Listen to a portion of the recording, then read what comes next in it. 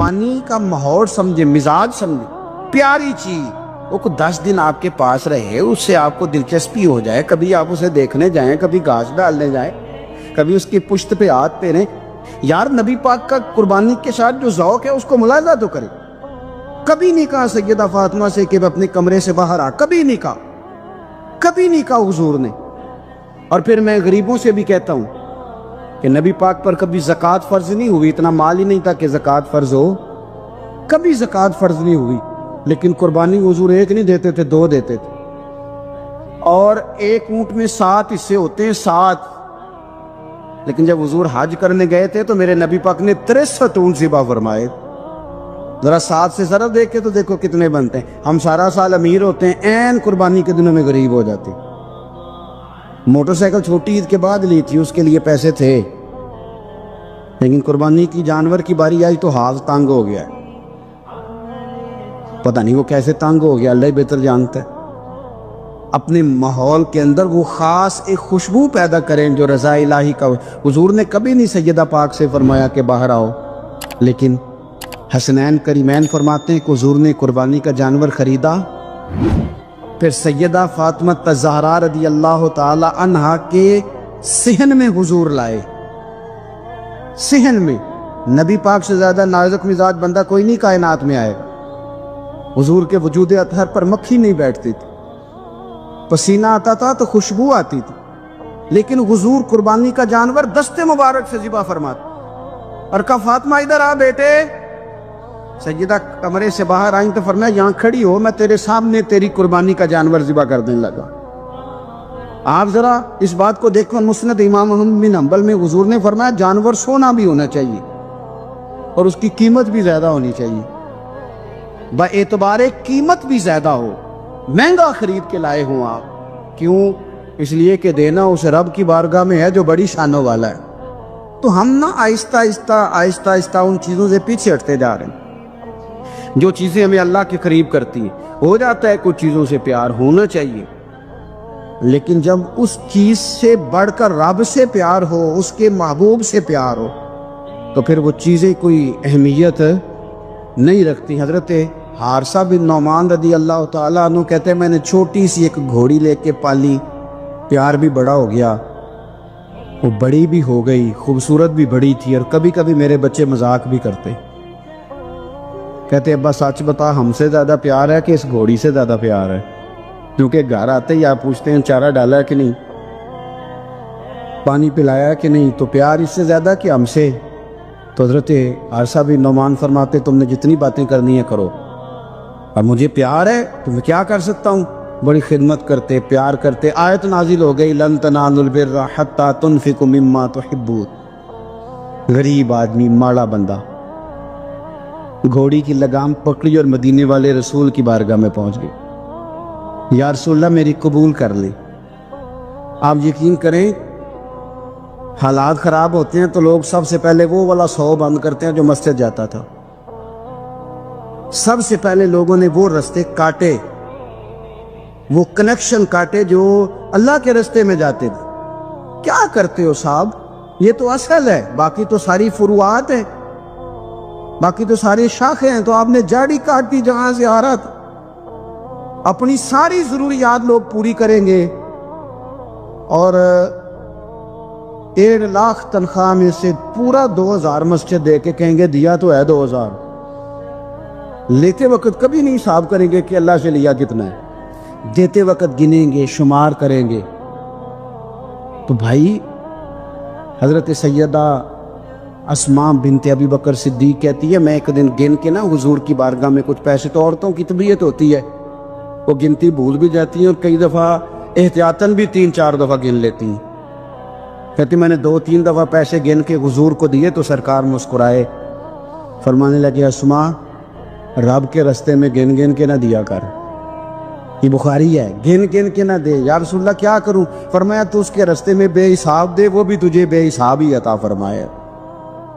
زاہدوں نے یہ عجب کام کیا، عجب ہے کہ تسبیح کے دانوں سے جو کام لیا، چاہیے تھا کہ بے شمار پکارتے تجھ کو، یہ بھی کوئی بات ہے کہ گن گن کے تیرا نام لیا۔ یہ بھی کوئی بات ہے گن گن کے تیرا نام لیا؟ میرے عزیز سمجھ لیں اچھے طریقے سے، حضرت عارصہ بن نعمان گھوڑی لے کے آ گئے، یا رسول اللہ قبول کر لیں، تو حضور نے فرمایا تیری قبول ہو گئی۔ اس بات کو ذرا پھر ایک دفعہ سمجھ لیں، تیری قبول ہے۔ حضور کو پتہ ہے نا اس کا پیار بڑا ہے، حضور کو پتہ ہے اس نے پالی ہے، پر لے آئے تو فرمایا تیری قبول رکھ لی، چونکہ آپ کی جو روحانی ترقی ہے وہ بغیر اس کے ممکن نہیں۔ حضور نے وہ رکھ لی کھوڑی۔ جناب عارصہ بن نعمان خوشی خوشی گھر چلے گئے، ان کے بیٹے زید بن حارثہ آئے، نبی پاک نے فرمایا یہ بھی اللہ کے راستے میں مجھے تحفہ ملا ہے، اب میں تجھے تحفہ دے رہا ہوں۔ حضرت زید بن حارثہ نے گھوڑی لی، دوبارہ گھر گئے تو والد کہنے لگے یہ کیوں لے آئے ہو؟ یہ تو میں دے آیا تھا۔ تو وہ بھی صحابی تھے نا، کہنے لگے آپ نے مصطفیٰ کو تحفہ دیا تھا، مصطفیٰ کریم نے مجھے دے دیا۔ تو حضرت عارصہ بن نعمان رو پڑے، فرمایا دیکھو میرے کریم کا کرم، قبول بھی کر لیا ہے اور یہ بھی انہوں نے ثابت کر دیا ہے کہ رہ بھی تیری آنکھوں کے سامنے۔ تو اپنا وہ جو خاص ذوق ہے اللہ کی راہ میں کچھ دینے کا، جانور کو قربان کرنے کا، احسار کرنے کا، قربانی دینے، اس ذوق کو کبھی بجھنے نہ دے۔ لیکن نا نبی پاک صلی اللہ علیہ وسلم نے نا حد بیان کرتی، اور میرا خیال ہے یہ حدیث سمجھنے کے بعد بھی اگر سخاوت کا ذوق پیدا نہ ہو تو پھر بندے کو نا سرجری کرانی چاہیے دل کی، پھر اس کو سرجری کی ضرورت ہے۔ نبی پاک صلی اللہ علیہ وسلم نے فرمایا اللہ کے راستے میں خیرات کر کے جہنم سے بچ جاؤ، اللہ کے راستے میں خیرات کر کے جہنم سے بچ جاؤ، اللہ کے راستے میں دے کے جہنم سے بچ جاؤ۔ اگر کچھ نہ ہو سکے تو کھجور کا ایک ٹکڑا ہی اللہ کے راستے میں خیرات کر دیا کرو۔ اگر یہاں بھی ذوق، یعنی کھجور بھی پوری نہیں، کھجور کا ایک ٹکڑا، ساری زندگی یہی رونا رونا ہے ہم نے کہ غریب بڑے حالات خراب ہے، ماڑے بڑے ہیں، پوری نہیں پڑتی، اس سے آگے بھی جانے ہیں کہ ادھر ہی رہنے۔ دیکھو یاد رکھو، اچھے طریقے سے سمجھ لو کہ فرمایا صدقہ دے، چاہے کھجور کا ایک ٹکڑا ہی دے، ایک ٹکڑا کھجور کا۔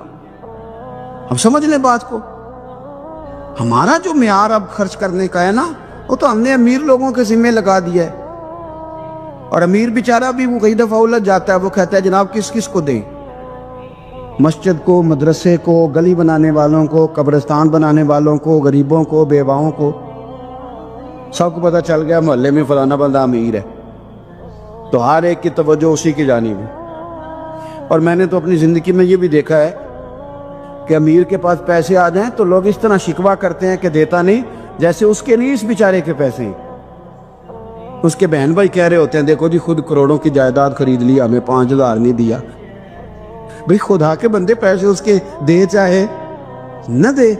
تو جب ہم سارے مل کے سخاوت کریں گے، جب امت ساری یہ شعور پیدا کرے گی، بیدار کرے گی اپنے دل میں باتیں کہ میں نے اللہ کے راستے میں کچھ دینا ہے، تو پھر تھوڑا تھوڑا کر کے، میں اکثر کہتا ہوں کہ ایک پوری یونیورسٹی قائم کر دینا بھی بڑا کمال ہے۔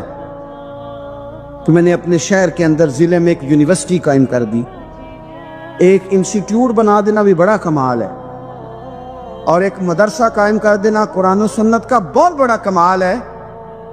لیکن ہم یہ سارا کچھ نہیں کر سکتے، ایک غریب بچے کا خرچہ تو اٹھا سکتے ہیں کہ نہیں؟ اگر آپ نے ایک غریب بچہ باشعور کر دیا، تعلیم یافتہ ہو گیا، تو آپ نے یونیورسٹی کا کام ہی کیا ہے۔ لیکن ہم اس طرف بھی آنے کو تیار نہیں ہوتے۔ اپنی قربانی کے لحاظ سے ماحول کو سخاوت کا رنگ دیں، ماحول کو ذوق کا رنگ دیں۔ ہمارے ہاں لوگ پوچھنے لگ جاتے ہیں کہ قربانی کا سارا گوشت گھر میں رکھنا جائز ہے؟ بالکل جائز ہے۔ سارا گوشت کیا، پورا اونٹ آپ گھر میں کھا لیں، شریعت آپ کو منع نہیں کرتی، لیکن کس نے کان میں بتایا تھا کہ قربانی کے بعد گوشت ملنا ہی نہیں؟ آپ یقین کریں، پوچھیں الیکٹریشین لوگ جو یہ کام کرتے ہیں، مکینک لوگ، ان سے پوچھیں، وہ کہتے ہیں سب سے زیادہ فریزر کا کام آنے لگ گیا، لوگ فریجیں ٹھیک کرا رہے ہیں، فریزے کے گوشت سٹاک کرنا ہے، پتہ نہیں اس کے بعد کوئی بکرا ہاتھ آئے کہ نہ آئے۔ آخری سمجھ کے کھانا ہے. ایسا نہ کرو. اگر سارا گھر میں رکھنے کا مفتی صاحب سے فتویٰ پوچھ لیتے ہو تو کیا کسی مفتی نے یہ فتویٰ نہیں دیا کہ سارا بانٹ دینا بھی جائز ہے؟ یہ بھی فتویٰ پوچھو کسی سے. قربانی ساری رکھنی بھی جائز ہے اور ساری بانٹ دینی بھی. ایک لقمہ بھی نہ کھائیں، ساری بانٹ دیں. آپ بانٹتے رہیں، رب کریم آپ کو اور دینے کا ارادہ فرماتا رہے گا. تو اپنے ہاں یہ ذوق، اللہ کے راستے میں خیرات کرنے کا شوق، وہ خاص توانائی، وہ خاص اور پیاری چیز. حضرت انس بن مالک رضی اللہ تعالیٰ عنہ فرماتے میں بڑا فرما بردار تھا اپنی ماں کا. اماں چولہے میں آگ جلانے لگتی تو حضرت انس بن مالک عرض کرتے اماں جی آگ تو مجھے بھی جلانی آتی ہے، روٹیاں نہیں پکانی آتی، تو میں آگ جلا دیتا ہوں، اب روٹیاں پکا دیں. بچے سارے ہی اچھے ہوتے ہیں پر کچھ کی ادائیں بڑی نرالی ہوتی، وہ فرما بردار ہوتے ہیں، ان سے پیار ہو جاتے. حضرت انس بن مالک کہتے ہیں میری اماں بڑا پیار کرتی تھی. میری عمر 10 سال ہو گئی اور مدینہ بھی سارا نور سے بھر گیا. مدینے والے رسول ہجرت کر کے تشریف لے آئے. اب یہ لاڈلے بیٹے ہیں، ماں کے لاڈلے بیٹے. اللہ اکبر. ماں نے کیا کیا؟ حضرت انس بن مالک کا بازو تھاما. مدرسے میں نہیں لے کے گئیں، یونیورسٹی میں نہیں لے کے گئیں، کالج میں نہیں لے کے گئیں. جہاں سے سارے علم جنم لیتے ہیں نا، جہاں سے ساری یونیورسٹیاں بنتی ہیں، اس محبوب کی بارگاہ میں بیٹا پیش کر دیا. دل پہ ہاتھ رکھ کے بتاؤ، میں نے کہہ دیا، آپ نے سن لیا. عشق ہو جائے ہمیں مرشد سے، عشق ہو جائے ہمیں استاد سے. لوگ بچہ پڑھنے کے لیے تو ان کے ادارے میں بھیج دیتے ہیں. کبھی آپ نے سنا ہو کہ کوئی بچہ اس لیے بھیج دے کہ یہ آپ کے گھر کے کام کاج کرے گا؟ یہ بڑا مشکل کام ہے. انسان کو اولاد کمزور کر دیتی ہے، بندہ اولاد کے حق میں بزدل ہو جاتا ہے، وہ نہیں تسلیم کرتا کہ میرا بچہ اس طرح نوکری کرے، لیکن یہ شان ہے ان کے غلاموں کی. حضرت انس بن مالک کا بازو تھام کے ماں نے کہا مستقبل کی کوئی فکر نہیں. لا کے حضور کی بارگاہ میں پیش کیا. عرض کرنے لگی یا رسول اللہ صلی اللہ علیہ وسلم، انس نہ آپ کے گھر کے کام کاج کیا کرے گا. یہ جو مزاج ہے نا خدمت کا، یہ ذوق، یہ رنگ، ہم لوگ جو ہوتے ہیں نا، ہم اور سٹیٹس میں زندگی گزارنا چاہتے، لیکن فقر کا، طریقت کا سٹیٹس اور ہوتا ہے. وہ کیا کسی شاعر نے 2 جملوں میں بات ختم کر دی، اسے کیا تیریاں ویخ کے ادامہ میں مرید ہو گئی. وہ بعض ادائیں ایسی ہوتی ہیں کہ جن پہ خود بخود پیار آتا ہے، پیار چھلکتا ہے، پیار خود بخود جو ہے وہ عود کر کے نکلتا ہے. تو عزیز یاد رکھنے، حضرت انس بن مالک کہتے ہیں میری اماں مجھے چھوڑ گئی. کہنے لگی سونیا مما تحبون، پتر مجھے پیارا ہے، چونکہ پیارا ہے تو اب یہ سیدہ فاطمہ کے گھر میں کام کاج کرے گا. چونکہ پیارا ہے تو سیدہ عائشہ صدیقہ کو سودا سلف لا کے دے گا. کیونکہ پیارا ہے تو حسنین کریمین کی نوکری کرے گا. حضرت حفصہ اور میمونہ کے گھر کا کام کرے گا. انس بن مالک کہتے ہیں میں نے کوئی تعلیم نہیں پڑھی، میں نے کہیں بیٹھ کے کچھ نہیں سیکھا، لیکن آپ کتابیں کھول کے دیکھ لیں، ایک بہت بڑی تعداد ہے حدیثوں کی جو حضرت انس بن مالک نے روایت کی ہے. وہ کہتے ہیں میں تو کھیلتے کھالتے ہی مصطفیٰ کی باتیں سنتا رہا اور رب نے مجھے عالم بنا دیا، عالم. اور فرماتے ایک دن حضور نے صرف کہا تھا، لمبی چوڑی دعائیں نہیں، اور میں نے کہا بھی نہیں، میں نے نہیں کہا. ایک دن مدینے والے محبوب نے کہا تھا جا اللہ تیرے مال میں بھی برکت دے، تیری اولاد میں بھی برکت دے. ختم ہو گئی بات. لمبی دعاؤں کی کیا حاجت تھی؟ ایک جملہ حضور نے فرمایا. اور کیوں فرمایا؟ کہ میری ماں مجھے چھوڑ گئی تھی. فرماتے ہیں کہ وہ حضور نے دعا دے دی، میں وہی بیج ڈالتا تھا جو سارا مدینہ ڈالتا تھا، وہی پانی لگاتا تھا جو سارا شہر لگاتا تھا، اسی طرح حل چلاتا تھا جس طرح سارا شہر چلاتا تھا. پر باقیوں کے باغ میں سال میں 1 دفعہ پھل آتا تھا، میرے میں 2 دفعہ پھل آتا تھا. آپ فرماتے تھے میں اس وقت موجود ہوں تو میرے بیٹے بیٹیاں پوتے پوتیاں، میری اولاد کی تعداد 100 سے زیادہ ہے. اتنی میرے چمن میں بہار آئی ہے. دوستو ایک صحابی تھے حضرت مصعب ابن عمیر، چڑھتی جوانی، بڑے خوبصورت کپڑے، اتنا مہنگا جوڑا مکے میں اور کوئی نہیں پہنتا تھا جتنے مصعب ابن عمیر پہنتے تھے، اتنی اعلیٰ قسم کی چیزیں اور کوئی نہیں کھاتا تھا جتنی وہ کھاتے تھے، لاڈلے تھے۔ کلمہ پڑھنے آئے دار ارقم میں، تو نبی پاک نے فرمایا تو ناز و نام میں پلا ہے، اس رستے کا مسافر کیسے بنے گا؟ یہاں تو ٹھوکریں ہیں، یہاں تو مار کھانی پڑتی ہے، تو کیسے بنے گا؟ عرض کی یا رسول اللہ آپ کلمہ تو پڑھائیں۔ پھر اس بندے نے پٹے پرانے کپڑے بھی پہنے۔ پھر مولا علی شیر خدا کہتے ہیں میں نے اس نوجوان کو دیکھا کہ ایک پیر میں جوتا ہوتا تھا دوسرے میں نہیں ہوتا، او جیم جان دا کچھ وسا نہیں ہو، یہ جان یار نو دے تے شاد ہو جا، اس سے دل دے ہیں فساد سارے، دل دلبر نو دے تے آزاد ہو جا، جو رکھے آباد تے رو وس دا تے جدوں کرے برباد برباد ہو جا۔ آپ فرماتے ہیں پھر وہ دن رات کوئی فرق نہیں، غلامی کی، ماں نے قید کر دیا، باپ نے قید کیا، مار کھائی، پہلے حبشہ گئے ہجرت کر کے، وہ بچہ جو کسی کو خاطر میں نہیں لاتا تھا، یہ وہ مصعب ابن عمیر ہیں، اپنی جان پسند تھی تو حضور کے حوالے کر دی۔ مدینے میں نبی پاک نے انہیں اپنے سے پہلے مبلغ بنا کے بھیجا، ہر سردار کی منتیں کی، ہر سردار کی منتیں کی، کلمہ پڑھ لو۔ وہ چڑھتی جوانی، بڑا بادشاہ آدمی، لوگ اپنا رویہ توڑنا نہیں چاہتے، جو بندہ زندہ ہوتا ہے اس میں لچک ہوتی ہے، جو پورا اکڑ جائے سمجھو مردہ ہے، اور جو آدمی لچک والا ہو وہ تو بڑے کام کر لیتا ہے، اور اگر اکڑ جائے تو پیروں میں بھی شے آ جائے تو پکڑ سکتا، یہ سمجھ لینا۔ بہت سارے لوگوں کو زندگی میں کچھ نہیں ملا اس لیے کہ وہ اندر لچک ہی کوئی نہیں تھی، تکبر کے بت بنا کے پوچھتے رہے ساری زندگی تو ملے گا کیا؟ مصعب ابن عمیر کہتے ہیں ہر چیز قربان کر دی حضور کے نام پہ، احد کے میدان میں شہید ہوئے۔ اس نے ہر مہینے نیا جوڑا پہنا، اعلیٰ کھانے کھائے۔ اس بندے کو جب کفن دیا جا رہا تھا تو کپڑا پورا نہیں تھا، سر ڈھانپتے تھے تو پیر ننگے، پیر ڈھانپتے تھے تو سر ننگا، تینوں لب دیں آپ گواچے، پورے وجود کے لیے کپڑا موجود نہیں تھا۔ حضور نے فرمایا سر ڈھانپ دو اور پیروں پہ گھاس ڈال دو۔ بات بیت گئی، وہ جب انہوں نے کلمہ پڑھا تھا اس کو 20 سال ہو گئے، وہ مکے میں دار ارقم میں کلمہ پڑھا تو یہاں ان کی لاش مبارک پر کھڑے ہو کے میرے نبی پاک نے ساری تاریخ دہرائی، اور میں یہ وہ نوجوان تھا جو ناز و نام میں پلا تھا، نے بڑے اعلیٰ کھانے کھائے، اعلیٰ کپڑے پہنے، کہ آج اس کا حال یہ ہے کہ اس کے بدن پر کپڑا موجود نہیں۔ پر میں اس طرح کرو ذرا، ساری تاریخ حضور نے بیان کی، لوگوں کو بتلایا، جو نئے آنے والے تھے ان کو بتایا۔ فرمایا اب ذرا ان کو پیروں پہ گھاس ڈال کے قبر میں ڈالو، اور فرمایا ذرا ان کو بھیجو تو صحیح، انشاءاللہ میرا رب جب ان سے ملے گا تو بڑا راضی ہو کے ملے۔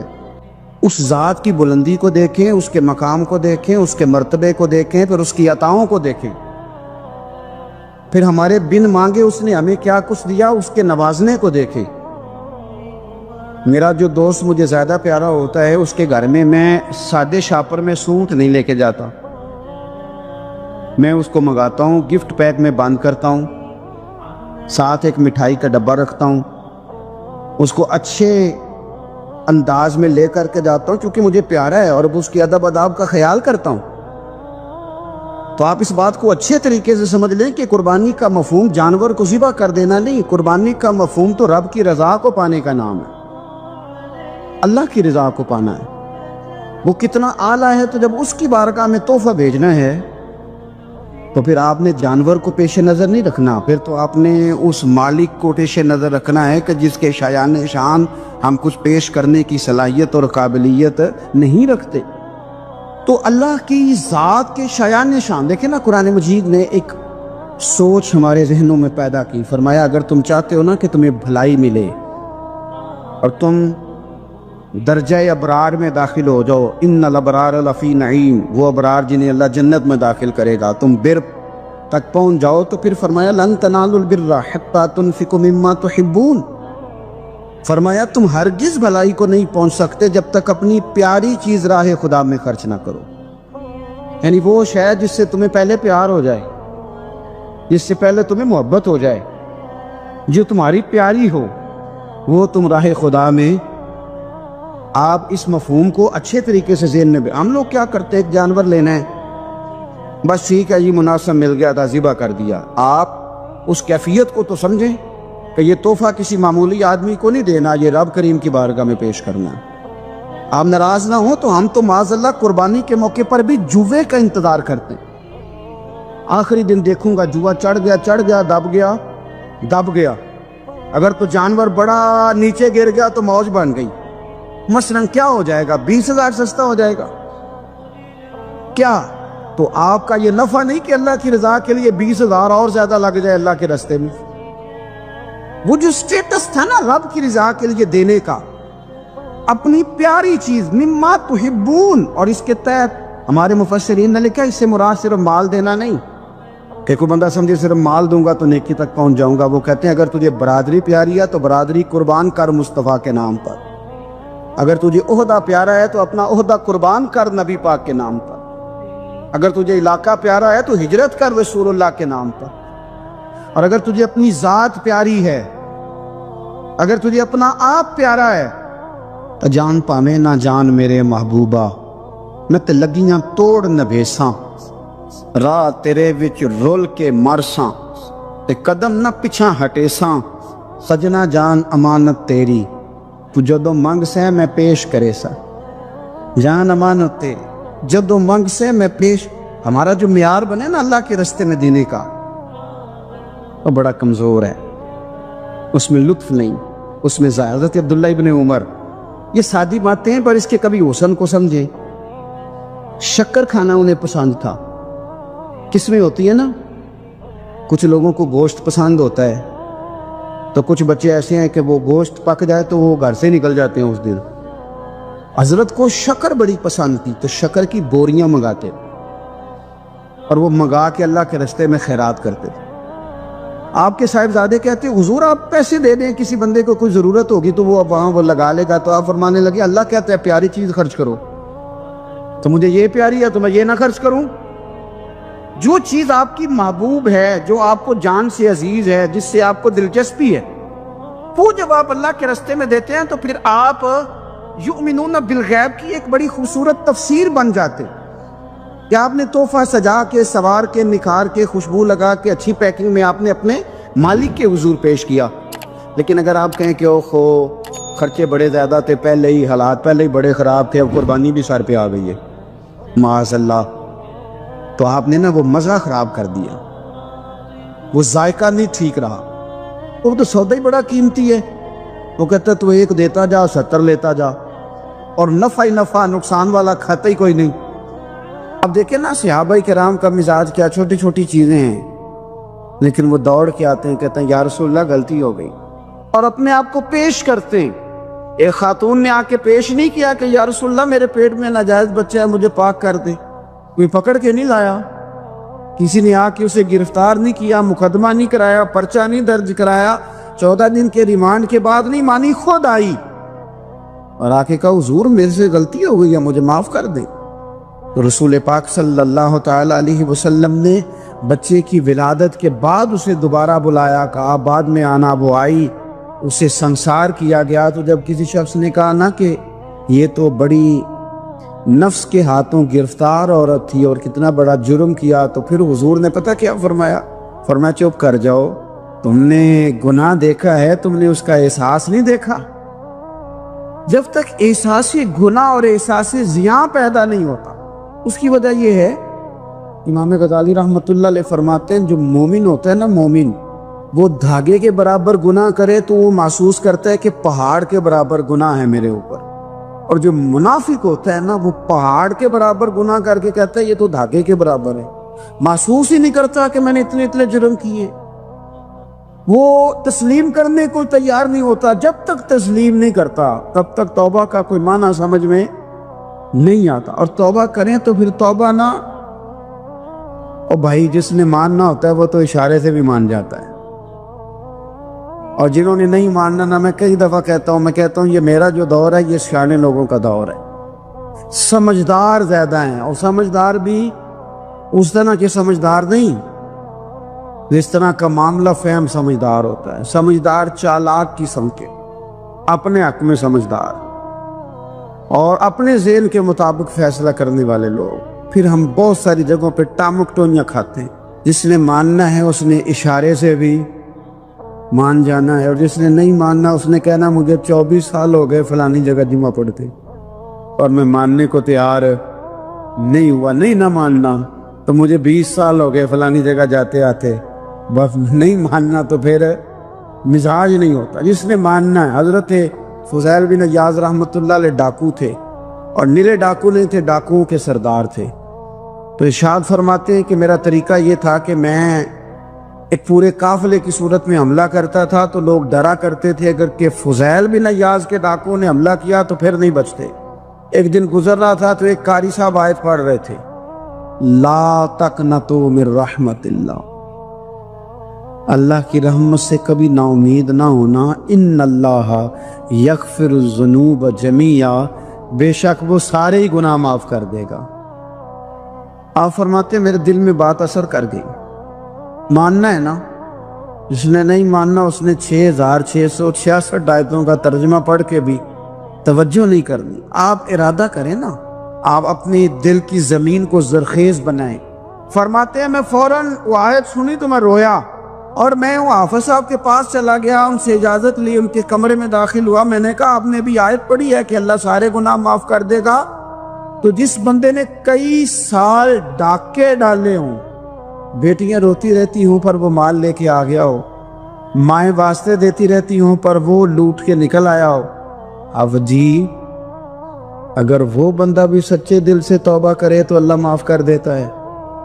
تو آفا جی کہنے لگے میں کون ہوتا ہوں تمہیں کوئی تفسیر بتانے والا، میں نے تو قرآن کی آیت پڑھی ہے، میرا رب کہتا ہے لا تقنطوا من رحمت اللہ، تم نے مایوس نہیں ہونا، تم آ جانا، معافی مانگ لینا، ان اللہ یغفر الذنوب جمیعا، اللہ سارے گناہ معاف فرما دے گا، اللہ سارے گناہ۔ تو یہ تو اللہ فرما رہا ہے۔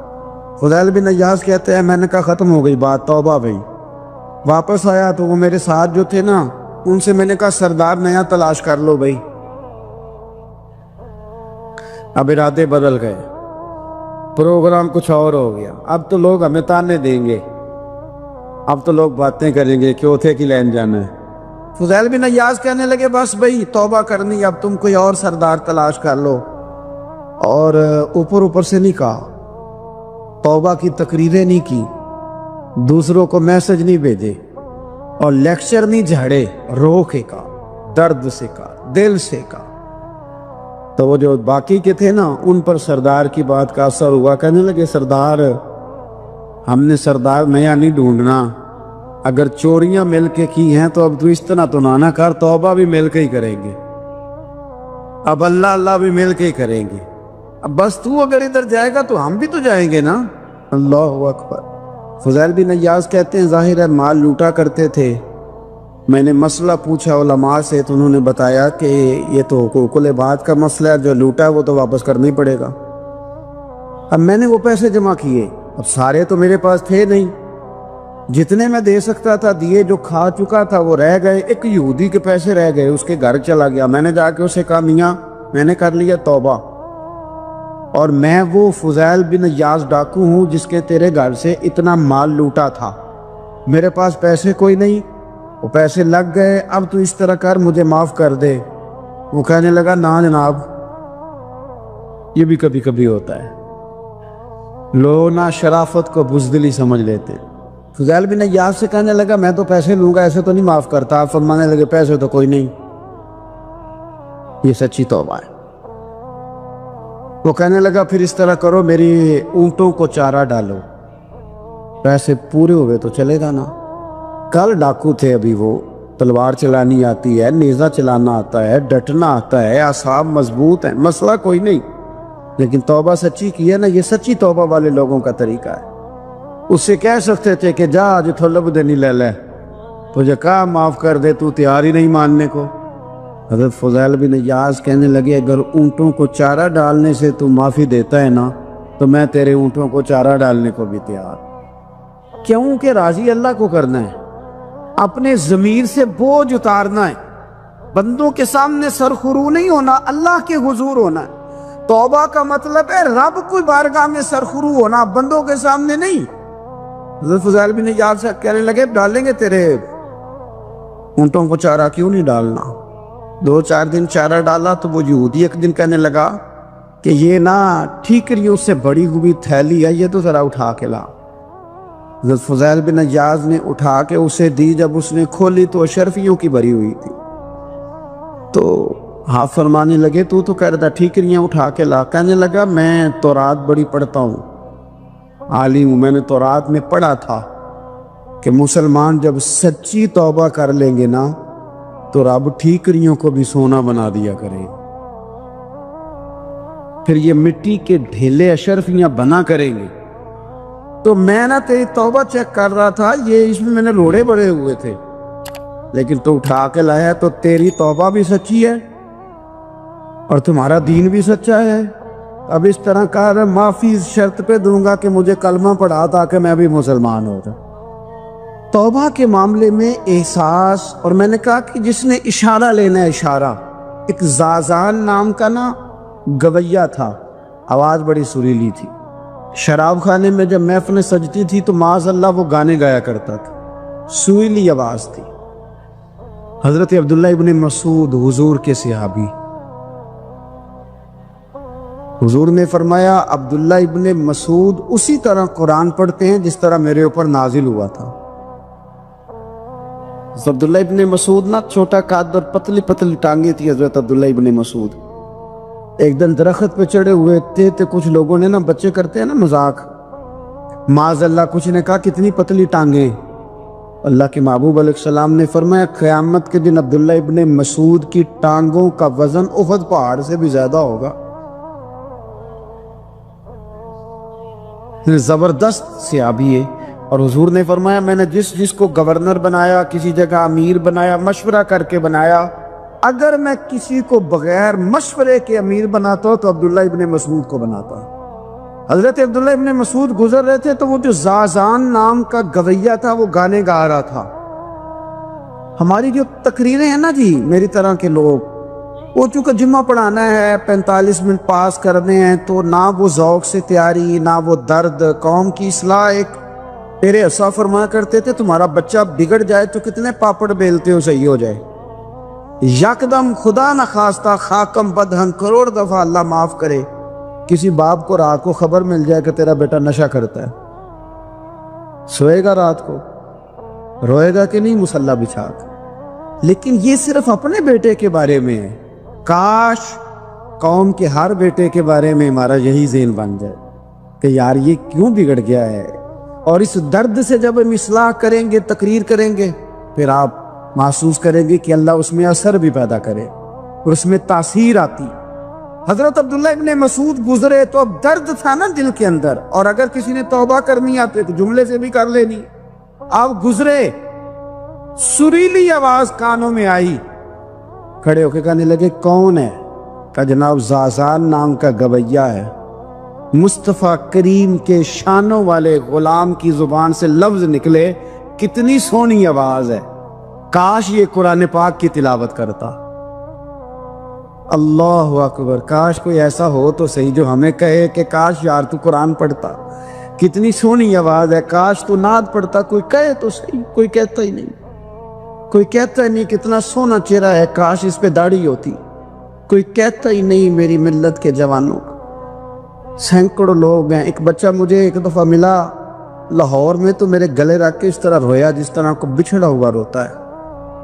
کہنے لگا پیر صاحب مر جان لگے ہیں، کوئی ساڑی اصلاح ہی نہیں کردا، کھوب گئے گناہ وچ، کوئی باں ہی نہیں پھڑدا، کوئی ملے تو صحیح یہ ہمارے دکھوں کا مداوع کرے، کوئی نہیں، اپنی اپنی نفسا نفسی، کوئی بات بتانے والا ہی نہیں۔ میں اکثر دوستوں سے کہتا ہوں کہ بڑے شوق سے سن رہا تھا زمانہ تو ہم ہی سو گئے، داستان کہتے کہتے لوگوں کا دل کرتا ہے ان کی اصلاح ہو جائے، پر کوئی درد والا ہو، کوئی ایسی بات ہو تو تب ہے نا، آئے ہائے۔ حضرت عبداللہ ابن مسعود کہنے لگے کاش یہ قرآن پاک پڑھتا، یہ کہہ کے چلے گئے۔ باہر وہ نکلا نا، جب سارے لوگ باہر نکلے اس معاذ اللہ بری مجلس سے، چین گوئیاں ہو رہی تھی کہ آج تو یہاں حضرت عبداللہ ابن مسعود بھی آئے تھے۔ تو زازان سے کسی نے کہا کہ آج نا حضرت عبداللہ ابن مسعود نے تیری آواز سنی، تیری آواز، تو وہ کہہ رہے تھے کاش اتنی سونی آواز سے قرآن پڑھتا تو مزہ آتا، کاش۔ وہ کہنے لگا نبی پاک کے صحابی نے میرا نام لیا ہے، گویا ہو کے میرا ذکر کیا ہے، حضرت عبداللہ ابن مسعود نے میرا نام لے کے کہا ہے کہ کاش میں قرآن پڑھتا، اور میرے لیے کہا مصطفیٰ کے صحابی نے، حضور سے قرآن سیکھنے والے کی خواہش ہے کہ میں قرآن پڑھوں۔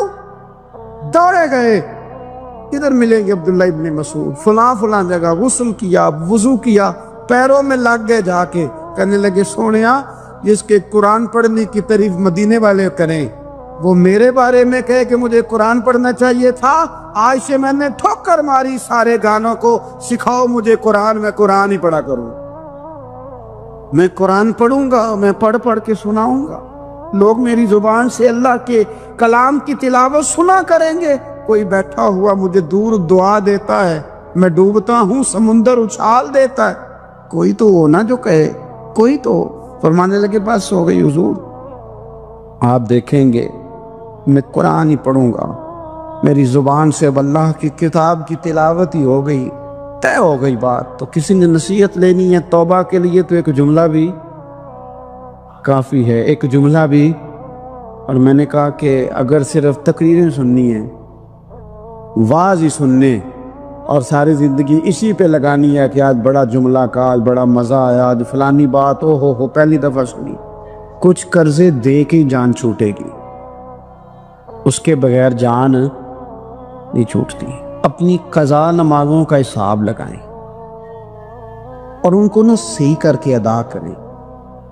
ایک مسئلے میں بڑی دیر سے دوستوں کو اشارے کنایتاً باتیں کہہ رہا ہوں، پھر کہتا ہوں، میں نے شب برات کو تفصیل سے یہ بات کی تھی، پھر کرتا ہوں، اپنے معاملات کو صاف کریں، لینے دینے کے مسائل میں اپنے آپ کو میں منت کے ساتھ بات کرنے لگا ہوں اپنے دوستوں سے،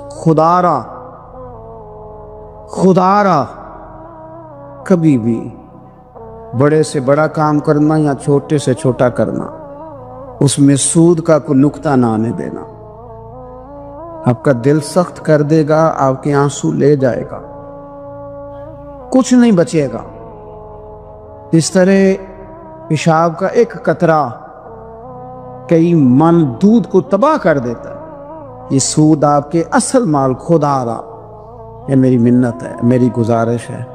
میں ان دوستوں کو جانتا ہوں، مجھے لگتا تھا کہ یہ ولایت کا رستہ طے کریں گے، لیکن چلے کچھ جگہ مجبوریاں ہوتی ہیں، کچھ معاملات ہوتے ہیں، لیکن کوئی ایک آدھ نقطہ ایسا آتا ہے بیچ میں، وہ لے جاتا ہے ساری چیزیں۔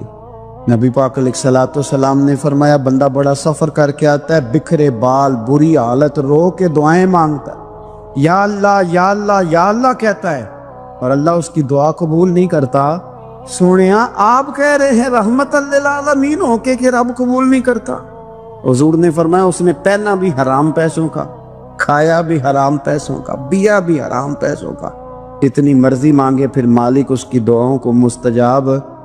ہمارا ایک تو ہے اپنا عمل، ایک ہے توبہ، ایک بات کی اعمال۔ ہم نے ایک آخری بات یہ آپ سے کرنی ہے کہ ہمارے ذمے جس طرح ہمارے بچوں کی ڈیوٹی ہے نا، بیوی کا نان نفقہ خامد کے ذمے ہوتا ہے، ماں باپ بوڑھے ہوں تو ان کی ڈیوٹی اولاد کے ذمے، اسی طرح قیامت تک نبی کوئی نہیں آئے گا، دین کی جو ڈیوٹی ہے وہ نبی پاک کی امت نے ادا کر دی۔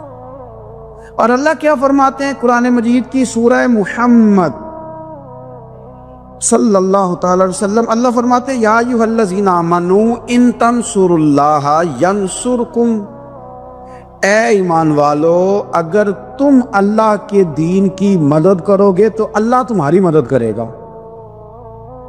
وَيُثَبِّتْ أَقْدَامَكُمْ، اور اللہ تمہارے قدموں کو جما دے گا، یعنی تمہیں مضبوط کر دے گا، تم مضبوط سے مضبوط ہوتے جاؤ گے۔ شرط کیا ہے؟ ان تنصر اللہ، اگر تم اللہ کے دین کی مدد کرو۔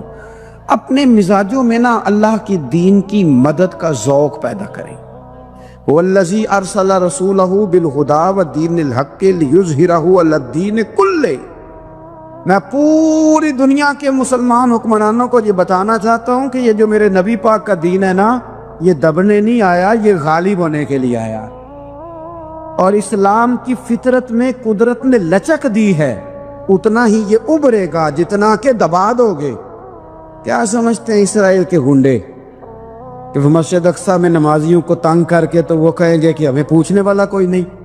اسلام کی فطرت میں قدرت نے لچک دی ہے، اتنا ہی یہ ابھرے گا جتنا کہ دبا دو گے۔ بانجھ نہ سمجھا جائے اس امت کو۔ بس یہ جو مسلمان حکمران ہیں، یہ اتنی بات سمجھ لیں کہ تم جب ان یہودیوں سے، کافروں سے معاہدے کرتے ہو تو تمہیں تو کچھ خیال نہیں آتا، تم تو صرف دنیا داری دیکھ کے چلتے ہو۔ کاش بال بچہ دیکھتے ہوئے، مال دیکھتے ہوئے، ملک اور زمین دیکھتے ہوئے تم ایک دفعہ اللہ کا دین بھی دیکھو۔ یہ تمہاری ذمہ داری ہے، یہ نبی پاک نے ڈیوٹی لگائی ہے۔ اپنا اپنا کردار ہمیشہ دین کے لیے پیش کریں، اپنا اپنا کردار۔ وہ ضروری نہیں کہ چندے کی صورت میں ہی ہو۔ آپ کسی بے نمازی کو نماز کا مشورہ دیں، آپ نے دین کی خدمت کی۔ آپ نے ماں باپ کے نافرمان کو فرما برداری کا مشورہ دیا تو آپ نے دین کی خدمت کی۔